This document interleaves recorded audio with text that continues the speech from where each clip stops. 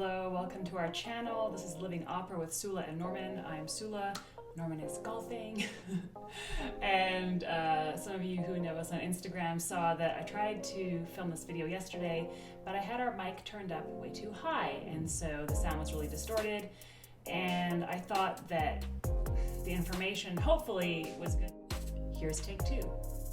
This video is about what gear we use, and then just a couple of things I want you guys to think about when you're actually thinking about the nature of business. So that's what we're going to learn today, and I hope that you all enjoy it. If you like this channel, please subscribe. We're trying to reach our first 1,000 subscribers so we can eventually monetize this channel, you know, as you do. Come on. So let's dive in. So I actually really like talking about what gear we use. I'm not one of those kind of people that is like, oh, I don't want to tell you what I use, because to me, it's not about what gear I use, it's about the content. So, you know, if you make your own YouTube videos and you want to know what light I use and what mic I use and what camera I use, this is really no big deal to me. So the first thing is I shoot everything currently on my iPhone. I have an iPhone 11. I really like the quality of the picture. Also, I shoot all of my, I take all of my photos for Instagram on my phone. We don't currently have like a DSLR camera or anything like that, or anything else with a video function. We've thought about it, but we don't create that much video content, so I'm not really sure if it's going to be worth it for us to drop between $500 and $1,000 on a piece of equipment like that. So for the time being, we both have iPhone 11s, and that's what we use. We recently just upgraded our mic situation, which was the cause of all my trouble yesterday, because I hadn't actually used it yet. Norman has been using it. So we have this mic. Boom.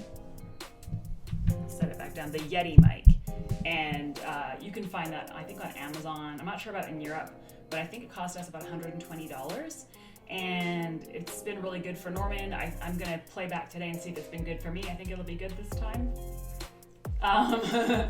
And so it's just nice. I think on YouTube your audio quality is just as important as your visual quality, so it is good to invest in that if you're planning on making a lot of video content. The next thing I want to talk to you guys about is our lighting. We have two ring lights, two, not four, two. And they're both from Sunpack. I tried to find links on Amazon the other day for somebody, and I just couldn't find it, so I don't know what's going on. But I have one. I have this little baby one. That's very good for when you're on the Zoom situation. Hi everybody, I'm traveling with my own son. And then I have a larger ring light, which is what's giving me all this great light right now. I'll just show that to you in another big Sunpack ring light. It's really cool. Both of these ring lights, by the way, pack up into travel cases, which is great. I have two different settings on this ring light for the warmth and for the coolness. So I'll show you how those work. I can adjust how bright it is. It does get kind of hard in your eyes after a while if you have it too bright, so I don't recommend that necessarily. And then here it is on the warm tone, and here's the cool, and I'll just show you how it looks on my skin. I am very close to you right now. Okay, I actually prefer the warm tone. This is the warm tone on my skin. Hi. Hi. Here's the cool. I have olive skin, so I think the warm looks better, but I would probably use this cool tone if I was going for a certain aesthetic, but mostly this is what's more pleasing to my eye, so I stick with the warm tone. So that's basically it for our gear. Somebody asked me about what program I use to edit our YouTube videos, and I've used a variety of programs. I did start with iMovie. I don't like it. No offense, Apple. I just find it really clunky and not so easy to use. I also don't really like the audio options on there so well.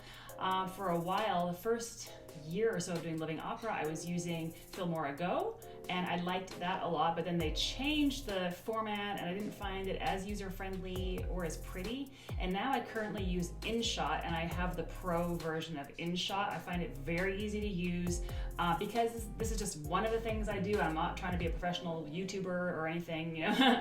I don't want to spend a lot of time editing, and I only use a single camera shot, which is a whole other thing when you're creating YouTube videos. So for me, it totally fits my purposes, and I find it super easy to use, and you can use cute little sounds like,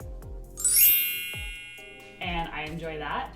and I like the music variety. I can also import my own input. I can't talk. I can also import my own sounds, which I really like. And you can import cute little emoji thingies, and like it's good. So I recommend that. I think that's it. I don't think, I think that's as complicated as our operation is currently, which is plenty for me, because between curating the blog and creating blog posts and YouTube videos and singing and teaching and writing and doing all the other things I do and being a wife and et cetera, it's more than enough. It's enough. And so if this can simplify your life, I just recommend this setup and those programs, that program, I should say. But if there's another program that I should know about, I'd love to know about that, because, I do feel limited sometimes using it, even though it's a very good app. So if you would let me know about something that you like, that would be awesome. Finally, I wanted to talk to you guys about business and branding. That is a topic that we cover on Living Opera from time to time. We just started talking about it more concretely last week. And this is something I want you guys to be thinking about as you are trying to build your personal brand, so to speak. Business and branding go hand in hand, but the simplest way that I can explain what a brand is I put this on Instagram stories last week. A brand is a story, and it can be the story of you, an experience that you have, but it is a story. I think a lot of people start creating a brand and trying to do business for the wrong reasons. The intention behind any business is first to solve problems. There has to be a people group that you are trying to serve. And so Living Opera as a brand saw a need. They're like, there's a need.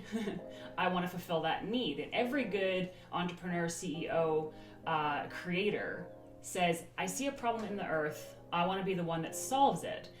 It's not about money first or being popular, getting lots of likes on Instagram, getting lots of comments on Instagram. If you go that route, you will have a lot of pressure to create all sorts of content all the time. You will feel very stressed. Like, I never feel stressed about my work for Living Opera. It's just a joy. I just observe what you guys are going through.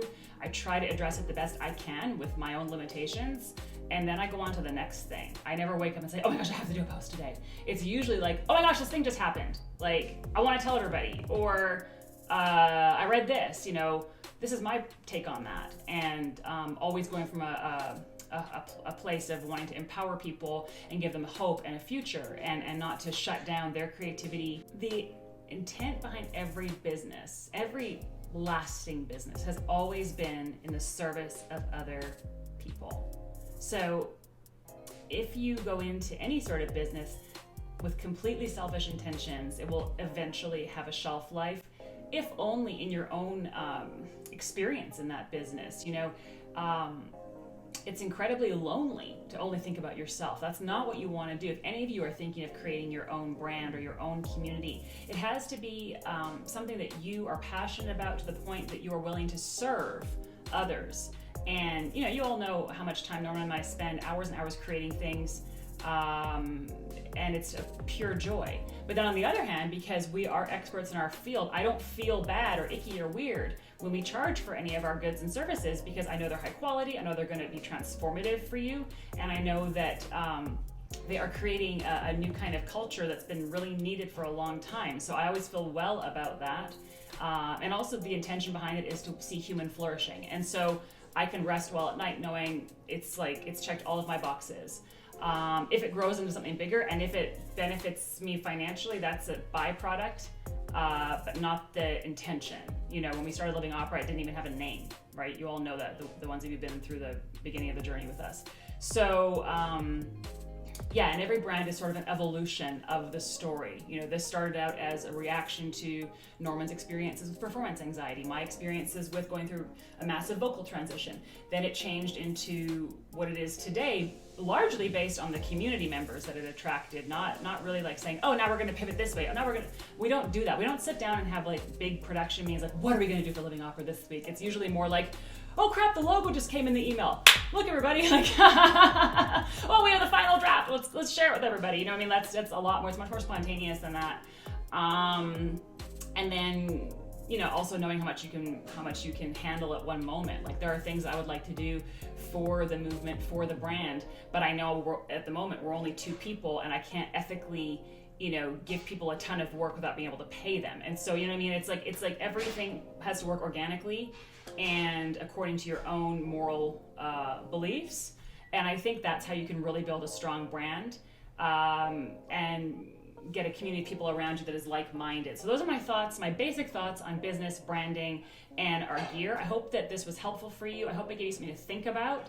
And we just want you to know that we really appreciate you all subscribing to our channel and being here, supporting Living Opera, being excited about it. I love getting your DMs, knowing this is like changing your lives and transforming your thought processes. That is the point of it. We actually have an opportunity here to reshape certain narratives, and I think that that is super exciting. So this video actually is a little different than what I shot yesterday. Yeah, didn't know that I was going to go down some of these roads talking to you today, but I hope it helped you. I just bless all of you guys. I hope you have a wonderful, wonderful week. I'm so proud of all of you.